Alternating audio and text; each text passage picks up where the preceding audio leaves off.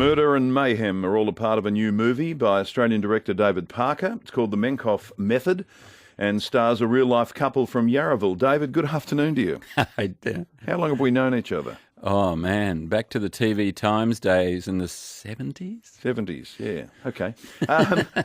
You were a child. Tell us about Menkoff. Menkoff's a baddie in the film. He is. Max Menkoff is a Russian consultant who's brought to Australia to try and sort out a data processing centre in Footscray. And our hero is a young man who works in that data processing centre, who would much rather be working on his manga comics than doing his work. Of course, when Max Menkoff arrives, that all goes out the window. Played by Noah Taylor. Yes. Fantastic. Wonderful actor. He had a hiatus in Game of Thrones, and the only proviso was I couldn't touch his hair. It had to stay the same. So he's got big mutton chop sideburns in this. And that worked in the context of the movie? It did, actually. Where did the inspiration for the film come from? It came from a writer, Zach Gillum.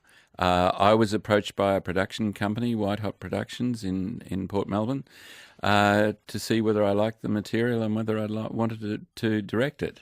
He had worked in a data processing centre in Manchester, and in that extraordinary boredom of that job, he came up with a script idea. You just never know where they're going to come from, do you? That's right. You just never know. It's based in Australia. Is it all locally shot here in Melbourne? Yes, we did it all here.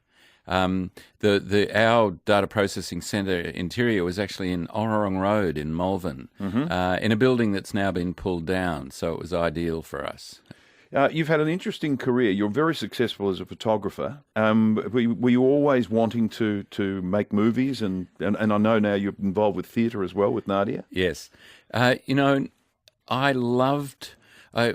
in those days, in those early days, I did a lot of theatre, rock and roll, ballet, opera, and I just started doing stills on TV series, actually, Homicide, Division 4, and then and also a show called Cash and Company and Tandara, and they decided, Gus Mercurio. Yes, yeah. They decided to make a movie. And so I was the stills photographer on that. And I just developed this extraordinary love for the process of filmmaking. So I did stills for many years on movies, and I was working on one called Coolangatta Gold. And by then I was starting to get... The thing about doing stills on a movie is you're not actually contributing to the film. You're contributing to the marketing. And I had this yearning to actually make a film. So it was there that I made a decision.